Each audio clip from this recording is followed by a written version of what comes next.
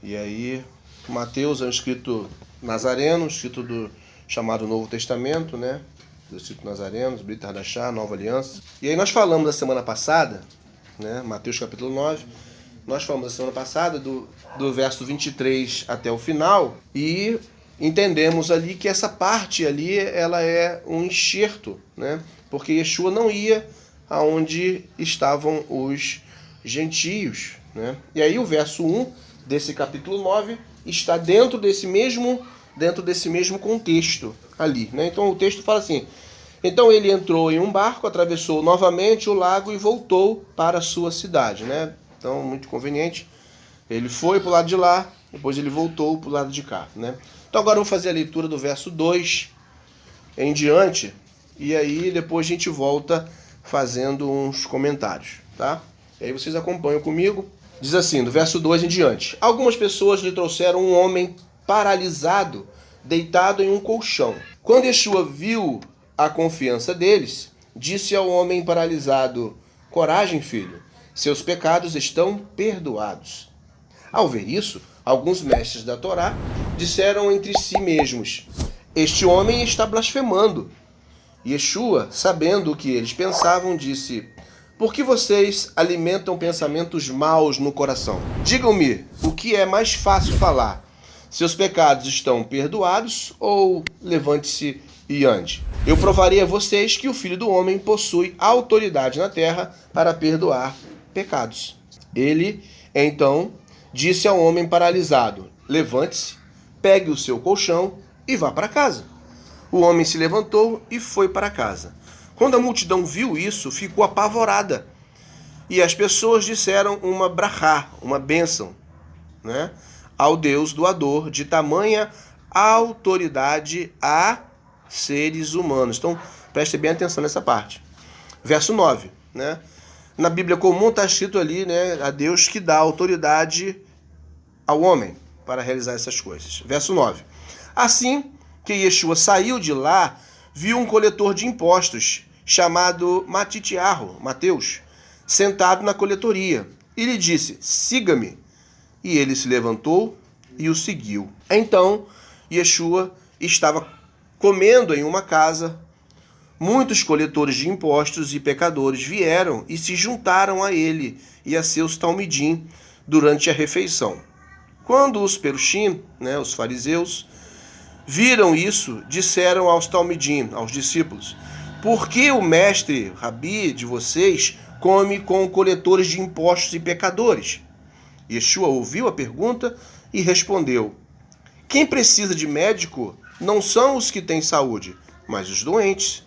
Entretanto, vocês deveriam aprender o que isto significa: prefiro compaixão a sacrifícios de animais. Pois eu não vim chamar justos, mas pecadores. Verso 14.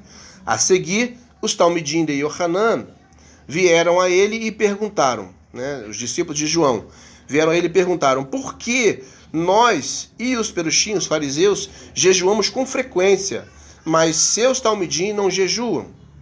E Yeshua lhes disse: podem os convidados para o casamento lamentar enquanto o noivo ainda está com eles? Mas virá o tempo em que o noivo será levado para longe deles, então eles jejuarão. Ninguém põe remendo de pano novo em um casaco velho, porque o remendo forçará o casaco e deixará o buraco maior.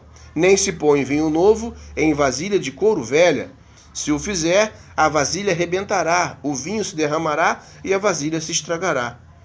Não põe-se vinho novo em vasilha de couro nova, né? E ambos se conservam. E aí aqui eu acabei lendo errado. Não, vírgula.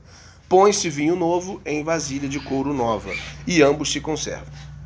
Enquanto ele estava falando, um oficial se aproximou, ajoelhou-se diante dele e disse: minha filha acaba de morrer, mas se você vier e puser sua mão sobre ela, ela viverá.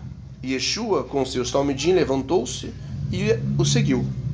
Uma mulher que sofria de hemorragia havia 12 anos chegou por trás dele e tocou o tzitzit do seu manto. Porque ele disse a si mesma: se eu tão somente tocar o manto dele, serei curada. Yeshua virou-se, viu-a e disse: coragem, filha, sua confiança curou. E ela foi curada imediatamente. Quando Yeshua chegou à casa do oficial, viu os flautistas e a multidão agitada e disse: todos para fora. A garota não morreu, está apenas dormindo. As pessoas riram dele. Depois de pô-las para fora, ele entrou e segurou a mão da menina, e ela se levantou. A notícia desse acontecimento se espalhou por toda a região. Assim que Yeshua saiu dali, 2 homens cegos começaram a segui-lo, gritando: filho de Davi, tenham dó de nós. Quando ele entrou em uma casa, os cegos se aproximaram e Yeshua lhes disse: vocês acreditam que eu tenha poder para fazer isso? Eles responderam: sim, Senhor. Então tocou-lhe os olhos e disse: que lhe seja feito de acordo com a sua confiança. E a visão deles foi restaurada. Yeshua os advertiu severamente: cuidem para que ninguém saiba disso. Eles, entretanto, saíram e falaram sobre ele por todo o distrito. Enquanto eles iam embora, um homem, controlado por um demônio e incapaz de falar, foi levado a Yeshua. Depois da expulsão do demônio, o homem que estivera mudo falou, e a multidão ficou admirada. As pessoas disseram: nunca se viu em Israel nada parecido. Mas os perushim, os fariseus, disseram: é por intermédio do líder dos demônios que ele expulsa demônios. Yeshua ia passando por todas as cidades e povoados, ensinando nas sinagogas, proclamando as boas novas do reino e curando todo tipo de doenças e fraquezas. Ao ver as multidões, teve compaixão delas, porque estavam aflitas e desamparadas, como ovelhas sem pastor. Então disse aos talmidim: a colheita é farta, mas os trabalhadores são poucos. Orem para que o Senhor da colheita envie trabalhadores para a colheita. Vamos voltar agora e comentar alguns versos aqui, né? Talvez não dê para a gente comentar tudo, né? A gente continua semana que vem. Então vamos lá. A gente viu que esse primeiro verso aí faz parte ainda do compêndio do verso do texto anterior, né? E aí ele já na cidade de Cafarnaum, cidade que ele vivia, que ele habitava ali antes de iniciar seu ministério, e quando iniciou seu ministério ele permaneceu ali por mais aproximadamente 1 ano. E nesse período em que ele iniciou o ministério, ele estava ali, fez muitos milagres ali naquela cidade, naquela região ali da Galileia. E aí, nessa ocasião, no verso 2 aqui, o texto fala para nós: algumas pessoas lhe trouxeram um homem paralisado, deitado em uma cama, né? Aqui é aquela passagem que você vê em Marcos, você vê em Lucas. O pessoal vem, né, e abre o telhado e desce ali, né? Só que aqui Mateus foi mais sucinto, não contou toda aquela história, né? Que ele estava na casa, ensinando, tinha uma multidão do lado de fora, eles não podiam entrar. Mateus não contou isso. Mateus foi sucinto aqui e só disse: trouxeram um homem deitado numa cama. E aí o texto fala: algumas pessoas trouxeram um homem paralisado, deitado em um colchão. Quando Yeshua viu a fé deles, a confiança, e aí fé, palavra hebraica emuná, significa confiança, firmeza, estabelecido em obediência. Esse é o significado, tá? E aí Yeshua vê a confiança deles, disse ao homem paralítico, ao homem paralisado: coragem, filho, seus pecados estão perdoados. E aí a gente para aqui e fala assim, né? Poxa, o que a gente aprendeu, né? A gente aprendeu que Yeshua é um ser divino e por isso que ele estava ali perdoando pecados, né? Só que Yeshua vai mostrar exatamente o contrário disso aqui. E a frase que os fariseus vão falar, que as pessoas ali ao redor vão falar depois da cura desse homem, demonstram que é exatamente o contrário do pensamento que a gente tinha. Porque Yeshua vem e fala: olha, coragem, filho, seus pecados estão perdoados. E aí nós precisamos entender o que é pecado. Nós sabemos que pecado, de acordo com 1 João capítulo 3, verso 4, pecado é transgressão da Torá, transgressão da lei. As pessoas dão diversas qualificações para dizer o que é pecado, mas pecado é simplesmente isso: transgressão da Torá, transgressão dos mandamentos de Deus. E aí a gente está vendo o quê? Esse homem estava paralítico, certo? O pecado, ele traz o quê? Doença. O pecado, ele traz o quê? amargura. O pecado traz o quê? Bloqueio das bênçãos do eterno para as nossas vidas. Então o homem estava enfermo, estava doente. Ele não tinha as bênçãos de Deus. Esse homem era um judeu. E o que Yeshua fala para ele? Olha, os teus pecados estão perdoados, tenha fé. E aquele homem simplesmente fica curado, né? Só que ele não foi curado de imediato, preste atenção nisso. Olha o que ele está falando aqui. Seus pecados estão perdoados. Aí o texto continua. Ao ver isso, alguns mestres da Torá, né, escribas e fariseus, disseram entre si mesmos, ruminaram lá, né, falaram, murmuraram ali, né, este homem está blasfemando. Ora, porque ninguém pode perdoar pecado a não ser Deus. Ninguém pode perdoar pecado a não ser Deus, né? E aí, Yeshua, sabendo disso, sabendo do pensamento deles, e aí outra coisa para se prestar atenção aqui. Por que Yeshua sabia do pensamento deles? Se você for pensar no entendimento normal, né, tradicional, porque ele era divino. Então, se ele era divino, ele tinha onisciência. Mas não é isso. Porque se fosse isso, os profetas não saberiam aquilo que outras pessoas vinham pedir a eles. Porque o Eterno revelava anteriormente.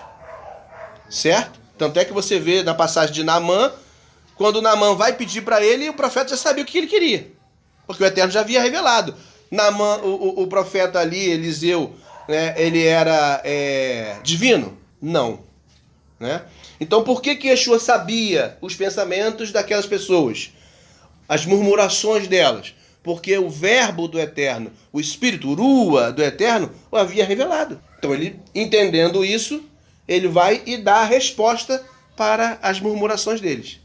E aí vai e fala, por que vocês alimentam pensamentos maus no coração? Olha a questão da inclinação. Olha a questão a palavra do coração, que eu não estou lembrando agora. A intenção. Olha a intenção no coração, é a kavaná. Lembrei, a kavaná. Olha a kavaná. E Yeshua está falando, olha, por que vocês estão alimentando pensamentos maus no coração? Que a kavaná de vocês está deturpada? Porque a intenção de vocês está mudada. O que vocês são mestres da Torá, escribas e fariseus. Deveriam compreender dessas coisas. E aí Yeshua vai e cobra no cerne. Por que a intenção do coração de vocês está deturpada? Por que vocês estão pensando desse jeito? E aí ele diz, diga-me o que é mais fácil, para ver que a questão não estava no perdoar pecados ou não perdoar pecados. Não era essa a questão. E aí Yeshua traz isso de forma bem clara. Diga-me o que é mais fácil falar. Seus pecados estão perdoados ou levanta e anda. A questão não era perdoar os pecados. Yeshua falou aquilo provocativamente por causa exatamente dos escribas e fariseus que estavam ali. Eles não estavam ali meramente na intenção de aprender a verdade do que o mestre Yeshua tinha para falar. Eles estavam ali para julgar, para condenar, para apontar. Até tinha alguns deles com coração verdadeiro. Não vou generalizar, todos estavam errados, não. Né? Tinha a classe lá que era realmente má de coração. E tinha aqueles que eram bons. Nicodemos é um exemplo de bom fariseu. Né? E aí você vê, Yeshua fala isso. O que é mais fácil? Seus pecados estão perdoados ou levanta e anda? Aí ele vem e complementa. Vejam, verso 6. Vejam, eu provarei a vocês que o Filho do Homem possui autoridade na terra para perdoar pecados. E aí aqui, Filho do Homem tem dois entendimentos. E ele fala isso de propósito. Filho do Homem traz duas visões de entendimento. A primeira visão de entendimento é ele dizendo que ele é o Messias, por meio de palavras escondidas, porque ele não podia dizer claramente que ele era o Messias. Mas como assim palavras escondidas? Ele estava usando um termo que Daniel usou para informar a respeito do Messias. Então ele chamava o Messias profeticamente de o Filho do Homem. E ele fala também de Filho do Homem, porque Filho do Homem é o quê? Filho de Adão. É a humanidade. É a humanidade. Então ele diz, para mostrar para vocês, eu provarei para vocês que o homem, que o ser humano, que o Filho do Homem tem poder, tem autoridade na terra para perdoar pecados. Aí a pergunta para vocês. Primeiro, está dizendo que ele é o Messias. certo? Segundo, ele está dizendo que o ser humano tem poder para perdoar pecados. Todo ser humano tem poder para perdoar pecados? Pergunta é esta. Ou só Yeshua tinha poder para perdoar pecados? Como assim todos? Todos que cumprem Torá, todos que estão vivendo em obediência, que são exemplos de vida em justiça, podem fazer a mesma coisa que ele está falando aqui. E o texto prova isso. E o texto prova isso porque as pessoas entendem. Veja, ele fala, vejam, eu provarei a vocês que o Filho do Homem possui autoridade na terra para perdoar pecados. Ele então disse ao homem paralisado, levante-se, pegue o seu colchão e vá para casa. Pegue a sua cama e vá para casa. O homem se levantou e foi para casa. Quando a multidão que estava ali de judeus, quando a multidão viu, ficou apavorada. E as pessoas disseram uma brahá. O que é brahá? O que é dizer uma bênção? Ou glorificaram a Deus? É o que nós fazemos quando iniciamos a oração. Bendito sejas tu, Senhor nosso Deus, Rei do Universo. Elas disseram, Abrahá, bendito sejas tu, Senhor nosso Deus, Rei do Universo, doador de tamanha autoridade aos homens. Falou somente de Yeshua? Não. Mas a gente aprendeu que era somente ele. Mas o texto está bem claro aqui dizendo isso. Mas é qualquer ser humano? Não. Ser humano que vive de acordo com a vontade de Deus. Que vive de acordo com os mandamentos. E como assim? Como é que você perdoa pecados? Quando você traz uma pessoa para a verdade e essa pessoa deixa de ser desobediente, essa pessoa passa a obedecer ao Eterno e viver segundo a Torá, essa pessoa tem seus pecados perdoados. Você perdoou os pecados dela. Não que você tenha dito, você está perdoado. Mas você trouxe essa pessoa para a verdade e a partir de então ela passa a viver segundo os mandamentos do Eterno. Quando a pessoa deixa de pecar, deixa de transgredir os mandamentos, Deus automaticamente a perdoa e faz com que ela consiga caminhar. Então ela foi perdoada. E você fez isso. Então a palavra Yeshua, ele está mostrando aqui de forma clara para nós, tá? Duas vertentes, duas verdades. Por quê? Como eu sempre falo, é um texto profético, não é somente a história da vida de Yeshua. Yeshua está mostrando aqui, de forma profética, eu sou o Messias. Estou fazendo essas coisas para mostrar para vocês que eu sou aquele que tinha que ser enviado. E estou dizendo que a partir de agora, vocês também farão as mesmas coisas. É isso que ele está mostrando aqui. E aí ele continua dizendo, né? Aí vem o verso 9. Assim que Yeshua saiu de lá, a situação foi resolvida, o homem foi embora, né? As pessoas ficaram espantadas porque Deus dá autoridade aos homens para perdoar pecados. E veja que as pessoas reconheceram que ele era homem. Ninguém disse aqui, poxa, ele é divino. Ele agora perdoa pecados. Vê como é que o nosso entendimento era errado. A gente aprendeu errado. Porque o próprio contexto está dizendo para nós aqui. As pessoas reconheceram que Deus dava autoridade aos homens, colocando ele junto. Certo? Verso 9. Assim que Yeshua saiu de lá, viu um coletor de impostos chamado Matitiarro, Mateus, sentado na coletoria. E ele lhe disse, siga-me. E ele se levantou e o seguiu. Esse Mateus é o que escreveu esse livro que nós estamos estudando aqui, que nós estamos lendo. Certo? Esse é Mateus. Verso 10. Enquanto Yeshua estava comendo em uma casa, tá? E aí, historiadores vão dizer que esta casa aqui era a casa de Mateus, e Mateus não disse no texto aqui que era a casa dele. Mateus não ia escrever aqui, Yeshua estava comendo na minha casa. Né? Então ele foi lá e botou aqui, enquanto Yeshua estava comendo em uma casa, casa de Mateus, né? Que tinha acabado de adentrar aos discípulos, acabado de ser chamado, e estava ali, naquele momento ali, conversando com Yeshua, recebendo as instruções iniciais de como ser um talmidim, de como ser um discípulo. Muitos coletores de impostos e pecadores vieram e se juntaram a ele e a seus talmidim durante a refeição, seus discípulos. Ou seja, Mateus era um cobrador de impostos, um judeu cobrador de impostos. Não era bem visto de forma alguma. Não era bem visto. Eles eram tidos como traidores da nação. Porque trabalhavam para os romanos, tirando dinheiro do seu próprio povo, certo? Tirando dinheiro do seu próprio povo. Eles tinham uma vida melhorada, tinham uma vida muito boa, porque os romanos pagavam bem a eles, apesar de os tratarem mal também, porque eram judeus, né? Mas ainda assim eles recebiam muito bem para isso, certo? Só que eles não eram bem vistos na sua sociedade, na sua comunidade, certo? E aí, nesse jantar, além de Mateus, foi outros, porque todos os cobradores de impostos que conheciam Mateus foram para lá. E Yeshua estava na casa dele. E aí foram outros cobradores de impostos e foram outras pessoas, pecadores. Pessoas que viviam vida desregrada. Judeus que estavam vivendo em desobediência à Torá do Eterno. Foram para lá. Só que aí também foram escribas e fariseus. E aí o verso vai dizer: quando os fariseus viram isso, porque eles estavam lá. Quando os fariseus viram isso, disseram aos talmidim, aos discípulos: por que o rabi de vocês, o mestre de vocês, come com coletores de impostos e pecadores? Quando a gente lê assim, parece uma pergunta tola. Por que faz essa pergunta? Né? Por que o mestre de vocês come? O que tem comer com outra pessoa?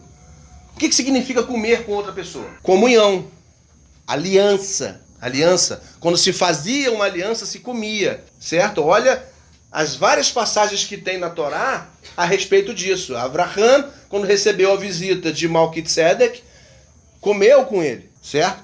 Abraham com o próprio Eterno, né? Quando o Eterno desceu, foi falar com ele para fazer aquela aliança, o início da aliança dele, partiu aqueles animais, o Eterno passou por ali, queimou aqueles animais que ele partiu, passou no meio ali. Aquilo é como se fosse um jantar, né?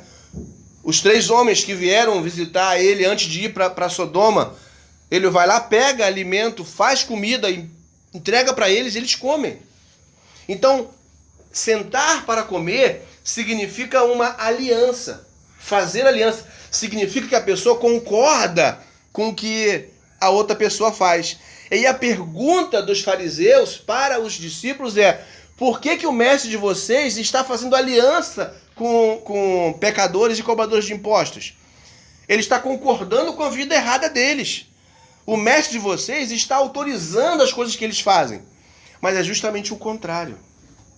Ele estava ali para ele ser a influência boa na vida daquelas pessoas e mudar a vida daquelas pessoas. Assim como Melquisedeque, quando vem e encontra com Abraham, vem para ensinar para ele como que é servir ao Deus verdadeiro. Quando ele vem do caminho da guerra com os 5 reis. Encontra com Melquisedeque, Melquisedeque vem, traz pão e vinho, simboliza exatamente a aliança. E aí eles comem pão e vinho, senta para jantar. Isso simboliza a aliança. E a partir dali, Melquisedeque ensina para ele a respeito de tudo que o Eterno fazia. Ele aprendeu ali toda a Torá oral com Melquisedeque. Então, sentar para comer simboliza a aliança. E aí, a pergunta dos escribas e fariseus é justamente essa. Por que o mestre de vocês come com coletores de impostos e pecadores? E Yeshua ouviu a pergunta e respondeu: quem precisa de médico não são os que têm saúde, mas os doentes. Ou seja, não adianta eu sentar para comer com vocês que estão, entre aspas, saudáveis. Saudáveis não estavam, né? A maioria deles não. Mas ele veio para quê? Ele veio para aqueles que estão perdidos da casa de Israel. Não é isso? Então ele veio para aqueles que são doentes.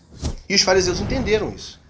E ele estava, nessa resposta de Yeshua, ele estava colocando no ombro dos escribas e fariseus a responsabilidade por aquelas pessoas serem pecadoras e doentes, uma vez que eles eram os líderes, uma vez que eles eram a liderança religiosa, aqueles que ensinavam a Torá. A responsabilidade é de vocês. Então eu não vim aqui para os sãos, eu vim para os que estão doentes. E aí ele fala, Yeshua ouviu a pergunta e respondeu: quem precisa de médico não são os que têm saúde, mas os doentes. Entretanto, vocês deveriam aprender o que isto significa. E aí ele usa um texto ele faz uma midrash. Yeshua aqui faz uma midrash e usa o texto de um profeta. Profeta Oséias, capítulo 6, verso 6. E ele menciona essa midrash, essa profecia. E ele fala: prefiro compaixão a sacrifícios de animais. Ou seja, nas Bíblias comuns, né, quero misericórdia e não sacrifício. Ele usa um texto dos profetas. Para qualquer judeu, principalmente para escribas e fariseus, quando Yeshua fala isso, ele já entende todo o conceito daquele capítulo 6 ali de Oséias. E entende toda a mensagem que ele tem para trazer ali. E está falando de arrependimento. Está falando de que o Messias, aquele que seria enviado, traria esse arrependimento para as pessoas que não são povo do Eterno. Por quê? Não são povo do Eterno? Porque estão vivendo em pecado.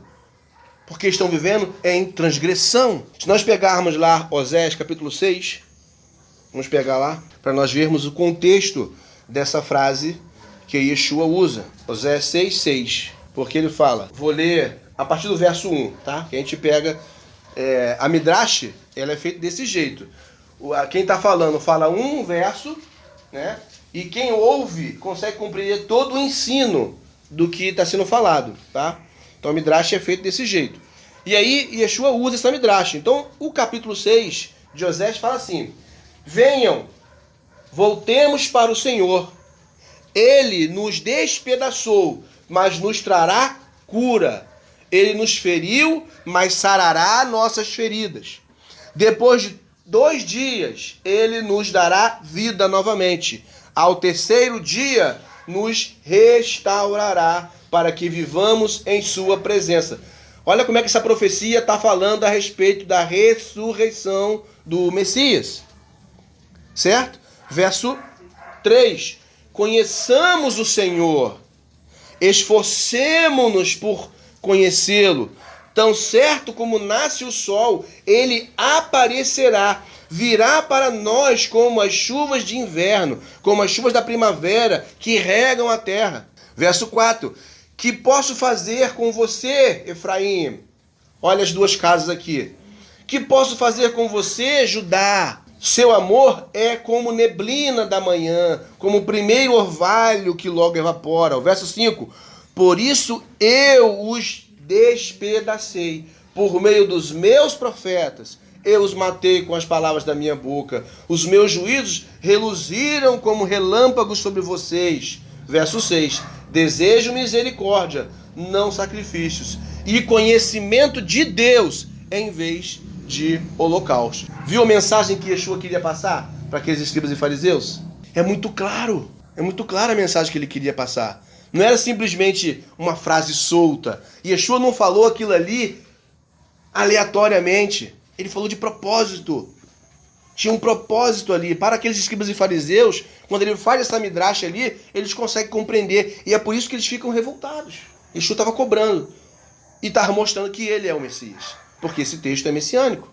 Esse texto mostra a respeito do Messias e daquilo que ele falaria, daquilo que ele faria. E aí continua. Yeshua fala, pois eu não vim chamar justos, mas pecadores. E aí novamente o texto de 1 João capítulo 3, verso 4. Pecado é transgressão da Torá, transgressão ao mandamento. Verso 14.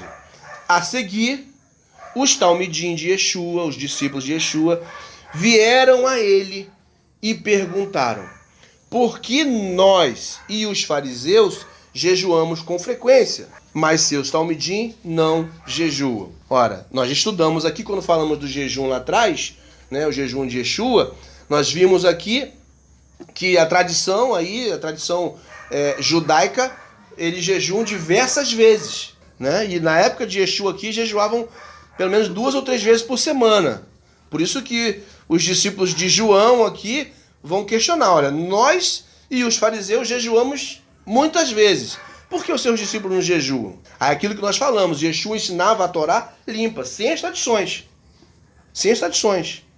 E aí ele vai e responde. A resposta dele é bem clara. E ele fala, e Yeshua lhes disse, podem os convidados para o casamento lamentar enquanto o noivo ainda está com eles? Porque jejum é o quê? Lamento. Jejum é lamento. Qual é o jejum que a Bíblia determina? O jejum de Yom Kippur, certo? Dia da expiação. Por que se jejua no dia da expiação? Com lamento. Por quê? Porque é o dia de arrependimento. Para quê? Para obter o perdão do Eterno. Para que você tenha os seus pecados expiados, apagados. E aí Yeshua fala exatamente isso aqui. Podem os convidados para o casamento lamentar enquanto o noivo está com eles? Eles vão jejuar? Eles vão lamentar agora por quê? Eles estão aprendendo agora. Agora eles estão vivendo com alegria porque o noivo está com eles. Aí ele fala, mas virá o tempo em que o noivo será levado para longe deles. Então eles jejuarão. E Yeshua está dizendo aqui que eles iam jejuar semanalmente como os fariseus? E como os discípulos de João? Não. Está dizendo que eles iam lamentar depois. Lamentar por quê? Por causa das perseguições, por causa de todos os problemas que eles iam passar. Então eles teriam motivo para jejuar. E aí teriam muitos motivos para jejuar depois. Lamentações de Jeremias é um livro que foi escrito por causa do choro que o pranto que ele levantou ao ver Jerusalém destruída, ao ver as coisas acontecendo quando Jerusalém estava cercada pelos exércitos de Babilônia. Ele sofreu muita perseguição, foi preso, foi colocado no poço, foi colocado em cadeia, né? Ele só não foi para Babilônia junto com os outros, né? Apesar de todo o sofrimento dele, o general do exército de Babilônia manteve ele ali e depois ele foi deportado para o Egito. Lamentarão depois. Por quê? Por causa da ausência do noivo. Aí ele fala, verso 16. Ninguém, aí ele vai mostrar agora, quando ele vai falar sobre o remendo, né? Ele vai fazer essa ligação com o não chorar, não lamentar naquele momento ali. Por quê? Por causa da obediência à Torá. E aí ele fala, olha, ninguém põe remendo de pano novo em um casaco velho. Ele está fazendo alusão exatamente às tradições. Ele está questionando as tradições dos fariseus e dos discípulos do seu primo João, Yohanan. Essa tradição de ficar jejuando semanalmente, ele estava questionando isso, certo? E aí ele fala, ninguém põe remendo de pano novo em um casaco velho. Por quê? Porque o remendo forçará o casaco e deixará o buraco maior. Por que ele fala de pano novo? Porque o que é o ensino da Torá? O que os profetas falam? O que Isaías, principalmente, fala que é o ensino da Torá? O ensino verdadeiro que o Messias traria. Boas novas. Evangelho. Algo novo. Mas é algo novo porque nunca existiu? Não. É algo novo porque renova. Renova. E aí ele fala, ninguém põe remendo de pano novo, ou seja, ninguém coloca algo que é bom, algo que é novo, naquilo que é velho. Por que você vai seguir as tradições humanas? Porque o remendo forçará o casaco e deixará o buraco maior. Ninguém põe vinho novo em uma vasilha de couro velha. Aqueles odres, né, feitos de couro, se colocava vinho ali. Se pegasse um odre velho, colocasse o vinho novo ali, tampasse e colocar para fermentar, aquela bolsa de couro, durante a fermentação do vinho, iria estourar, não ia suportar a fermentação. E aí tinha que se colocar o vinho novo num odre de couro novo, porque ambos vão delatar e ambos vão depois insuflar de novo, voltar para o lugar, depois da fermentação. Se você pega e bota num velho, ele ia estourar. O que ele está querendo dizer aqui? Pegar a verdade da Torá e colocar misturada junto com a tradição, junto com ensinos humanos, não dá certo. É isso que ele está falando. E aí ele fala, nem põe vinho novo em uma vasilha de couro velha. Se o fizer, a vasilha arrebentará, o vinho se derramará e a vasilha se estragará. Não. Põe-se vinho novo em vasilha de couro nova e ambos se conservam. Ou seja, o que ele está falando aqui? A pessoa vivia no erro, vivia no engano. Agora ela aprendeu a verdade, vai começar a caminhar, vai começar a fazer techuvá, viver em arrependimento. Ela vai continuar caminhando com as tradições dos homens que ela aprendeu antiga? Não. Tem que começar a viver em novidade de vida, vivendo segundo o mandamento da Torá, Evangelho, Boas Novas. É isso que ele está falando. Ele não está dizendo, olha, tá bom, quando eu me for, eles vão começar a fazer igual vocês. Ele está justamente questionando a pergunta, questionando a cobrança do porquê não segue a tradição. Por que os seus discípulos não seguem a tradição? Porque eles não têm que seguir, porque estão vivendo novidade de vida. Que estão vivendo o novo. É isso que Yeshua estava falando. Verso 18. Enquanto ele estava falando, um oficial se aproximou, ajoelhou-se diante dele e disse: minha filha acaba de morrer, mas se você vier e puser sua mão sobre ela, ela viverá. E Yeshua, com seus talmidim, levantou-se e seguiu. Veja isso. Um oficial romano se aproximou dele e se ajoelhou. Se ajoelhou por quê? Prestar respeito. Não é porque ele era divino, porque era costume as pessoas se ajoelharem diante de pessoas que era reconhecidamente com autoridade. As pessoas faziam isso. E você tem vários exemplos na Bíblia disso. Aquele homem oficial tinha autoridade, mas ele estava ali para pedir um favor a um rabino, a um mestre, a um professor. Então ele se despiu da sua própria autoridade de oficial romano, chega diante do rabino, do professor, que ele tinha ouvido falar coisas maravilhosas, que fazia cura, que possivelmente tinha ouvido falar que naquele momento ali, alguns momentos antes ali, ou naquele dia, naquela semana, tinha curado aquele paralítico. Ele podia curar a filha dele, trazer a filha dele de volta. A filha dele tinha acabado de morrer. Aí ele se ajoelha, reconhecendo a autoridade de Yeshua.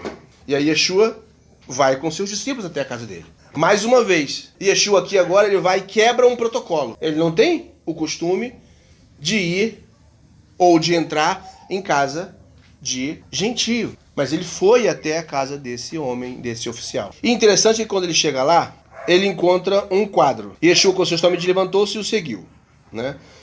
Uma mulher, nesse caminho, né, até aí, uma mulher que sofria de hemorragia havia 12 anos, chegou por trás dele e tocou no seu tzitzit.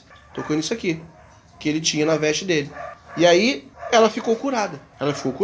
E aí o texto fala, minha filha, cadê aqui? Uma mulher sofria de hemorragia há 12 anos, chegou por trás dele, tocou o tzitzit no seu manto, porque ela disse a si mesma, se eu tão somente tocar o manto dele, serei curada. E Yeshua virou-se, viu-a e disse, coragem, filha, sua confiança a curou, a sua fé, a sua firmeza a curou. E o texto diz que ela ficou curada imediatamente. 12 anos de um fluxo. Assim como os leprosos, ela também não podia andar em sociedade. Ela se arriscou a ser apedrejada para ir encontrar com Yeshua, no meio da multidão. Fraca, talvez se arrastando no meio da multidão, talvez sem poder andar firme por cima dos seus pés, que 12 anos perdendo sangue.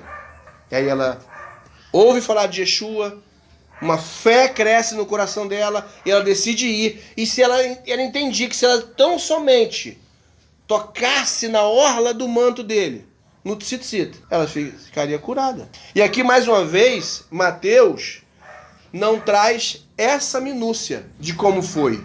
Você pega outros textos em Marcos e em Lucas e vai falar ali que Yeshua sentiu sair virtude dele, né? Ele pergunta quem me tocou e tal. Mateus não fala nada disso. Mateus foi curto e grosso. Por quê?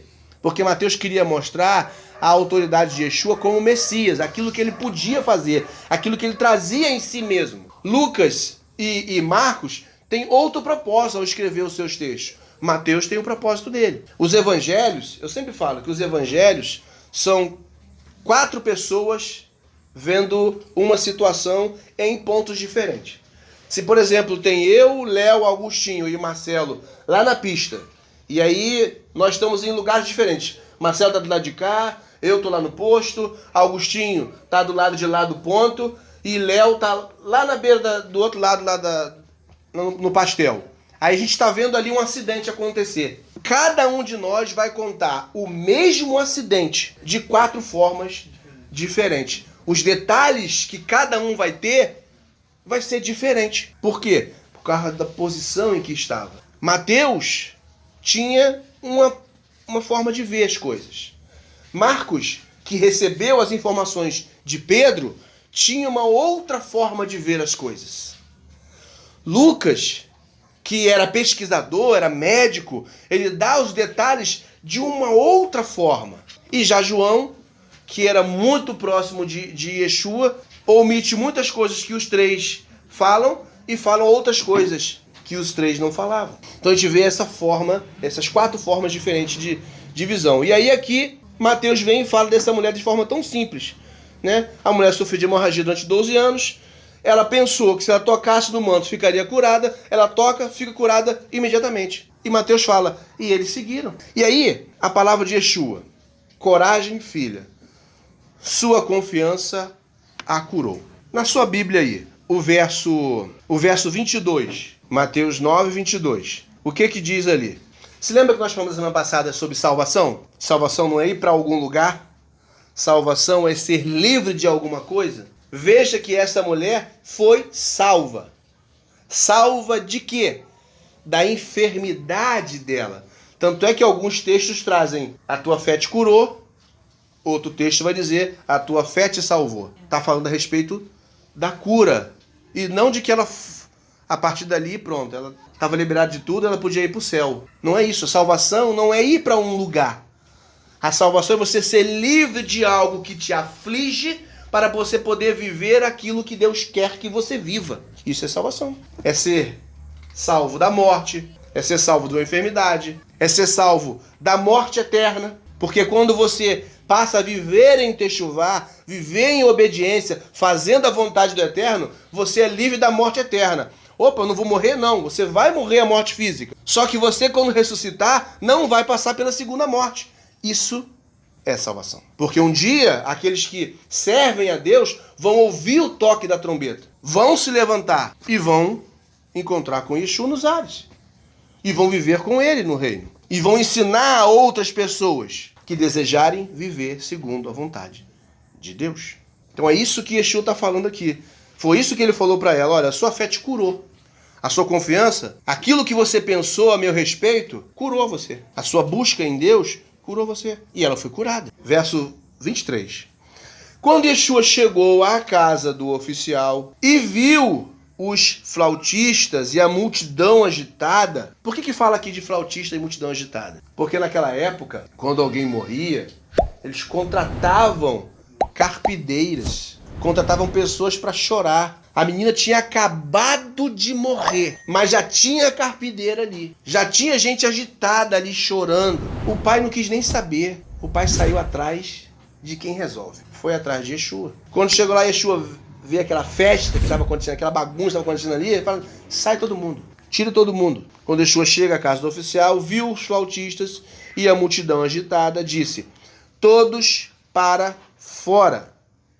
A garota não morreu, está apenas dormindo. E aí o texto diz para nós que as pessoas riram dele, porque muitas pessoas já tinham ido lá, já tinham comprovado que ela estava morta. As pessoas riram dele. Depois de pô-los para fora, ele entrou. Esse aqui é outro texto que em Mateus, em Marcos e em Lucas tem também um pouco mais de informações. Chegam lá, Yeshua toca na mão dela, fala sobre o rosto dela, Talita, cume. Talita, levanta-te. Aqui Mateus não fala sobre isso.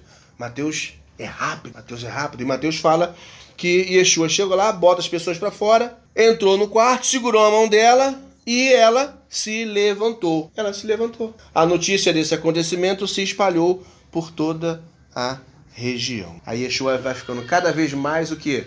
Mais famoso. Aí cada vez mais pessoas sabem o que ele está fazendo. E a Galileia começou a ficar empolvorosa. Seguinte, verso 27. Assim que Yeshua saiu dali, 2 homens cegos começaram a segui-lo, gritando, filho de Davi, tenha dó de nós. O que significa falar filho de Davi? As pessoas conheciam que ele era de Belém, que ele nasceu em Belém. Sabia a origem do seu pai. Sabiam que José o carpinteiro, era pai dele. E que José era descendente de Davi. Não tem nada de especial. É a confirmação de quem ele é. É a confirmação de quem ele é. Né? Filho de Davi, tem dó de nós. Reconhecidamente, sabemos que você é o descendente de Davi. Pelas coisas que nós temos ouvido a seu respeito, é como se estivesse dizendo isso. Pelas coisas que temos ouvido a teu respeito, reconhecemos que tu é o Messias, porque o Messias tinha que ser descendente de Davi. Os profetas falaram sobre isso. Se ele não fosse filho de José, ele não podia ser o Messias. Se ele fosse filho de Deus com Maria, ele não seria o Messias. Ele não podia ser o Messias. Ele não podia fazer essas coisas que ele estava fazendo. Ele não podia cumprir a profecia, porque o Messias tem que ser filho de Davi. É simples. E aí, aqueles dois homens cegos vêm atrás dele gritando: tem dó de nós, filho de Davi. Quando ele entrou em casa, e veja que eles vieram gritando, e ele não foi resolver o problema deles imediatamente, não. Ele continuou seguindo andando. E eles vieram gritando, e ele continuou andando. E o texto diz que quando ele chegou em casa, quando ele chegou em uma casa, os cegos se aproximaram. Os cegos se aproximaram. E aí Yeshua lhes disse: vocês acreditam que eu tenha poder para fazer isso? Olha a prova de que Yeshua estava perguntando a eles se eles reconheciam que ele era o Messias. Porque o Messias teria poder dado por Deus para fazer aquelas coisas. Vocês acreditam? Têm fé que eu possa fazer isso? E aí eles respondem que sim, Senhor. Então tocou-lhes os olhos e disse que lhe seja feito de acordo com a sua confiança, com a sua fé, com a sua crença, de acordo com aquilo que vocês acreditam. E aí o texto fala: e a visão deles foi restaurada. E Yeshua os advertiu severamente: cuidem para que ninguém saiba disso. Eles, entretanto, saíram e falaram sobre ele por todo o distrito. Quando você encontra com a verdade, quando você encontra com Yeshua, não tem como você não falar dele. Mas na frente, depois que Yeshua morre e que é levado para o céu, né, para o terceiro céu, os sacerdotes chegam para Pedro e João e falam para eles: olha, vocês têm que parar de falar sobre esse Yeshua. Vocês têm que parar de falar. E aí Pedro fala para eles assim: como é que nós podemos deixar de falar daquilo que temos visto e ouvido? Melhor é para nós obedecer a Deus do que aos homens. Vamos finalizando. Verso 32. Enquanto eles iam embora, um homem controlado por um demônio, um shedim, olha aí de novo, ó, um homem controlado por um shedim e incapaz de falar, foi levado a Yeshua. Este homem estava controlado por um shedim. Olha aquilo que nós falamos semana passada, né? Ele era controlado por um shedim. E esse shedim impedia ele de falar. Ele não falava por causa do demônio, por causa desse sopro que estava naquele homem. O que significa o quê? Ele era um pecador. Ele era um transgressor. Para que aquele shedim tivesse na vida dele, ele era um pecador. Ele era um transgressor, certo? Tinha Yetzirará aflorada. E aí trouxeram aquele homem para Yeshua, né? E aí o texto fala: depois da expulsão do demônio, o homem que estivera mudo falou, e a multidão ficou admirada. As pessoas disseram: nunca se viu em Israel nada parecido. Quando Yeshua nasceu, juntamente com ele nasceram outras crianças naquele ano. E cada uma dessas outras crianças, meninos, né, foram escolhidos por Deus, porque nasceram sob o mesmo aspecto. Todos eles foram escolhidos para ser o Messias. Mas só Yeshua cumpriu todos os requisitos. Só Yeshua viveu segundo a vontade do Eterno. Só ele pôde ser reconhecido pelo Eterno na hora da imersão, do batismo, que era filho de Deus. Só ele, nenhum dos outros que nasceram. Pelo menos 12, diz a Torá oral. Pelo menos 12. Mas só Yeshua cumpriu. Por isso que se fala isso aqui.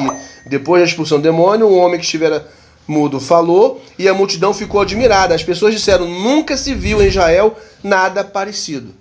A vida justa de Yeshua mostrava aquilo que ele fazia. Mas os fariseus disseram que era por intermédio do líder dos demônios, né, de Belzebu, que ele fazia essas coisas. Aí você vê, olha a crença deles, né, a crença deles. O líder dos demônios. Eles estavam crendo em coisas pagãs, os fariseus. Por isso que Yeshua cobra tanto deles, por causa das tradições. Não seguiam a Torá limpa, não vivia de acordo com as escrituras que o Eterno estabeleceu, Torá e profetas escritos. Eles misturavam com tradições. E aí, finalizando, Yeshua ia passando por todas as cidades e povoados, ensinando nas sinagogas, proclamando as boas novas. Olha aqui, as boas novas. Nós falamos lá no remendo. Proclamando as boas novas do reino, né? Curando todo tipo de doenças e fraquezas.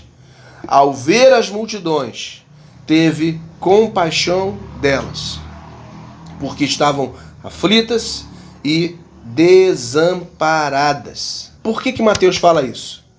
Pelo embate que ele estava vendo sempre dos fariseus. Os líderes, que eram aqueles que deveriam estar guiando, cuidando dessas pessoas, não estavam cuidando. E aí Yeshua vê as multidões, tem compaixão delas, porque elas estavam aflitas e desamparadas, como ovelhas sem pastor. Como ovelhas sem pastor.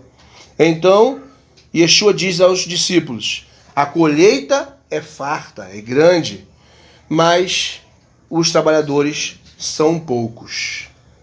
Isso aqui comprova aquilo que nós falamos sobre os seres humanos que vivem uma vida de justiça, perdoar pecados. Olha a fala de Yeshua: a colheita é grande, mas são poucos os trabalhadores.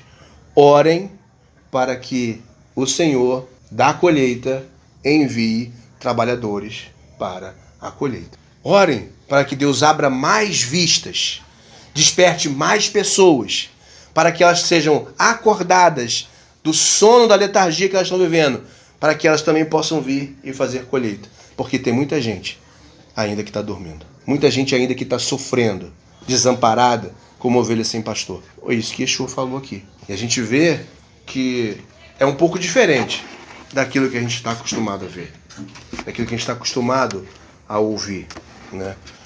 Mas a verdade, ela precisa ser anunciada, precisa ser levada.